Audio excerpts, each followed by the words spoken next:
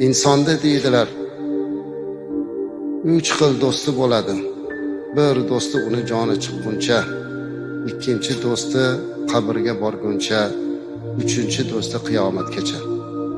Joni chiqquncha bo'ladigan do'sti qaysi do'st deganlarida, joni chiqquncha bo'ladigan do'st uning moli dunyosi.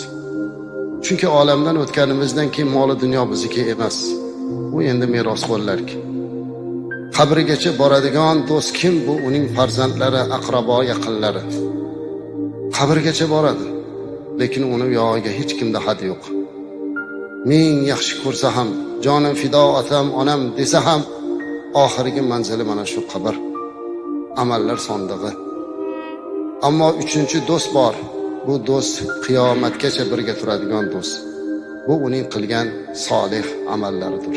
Ana shu amal xolis bo'lishligi, Alloh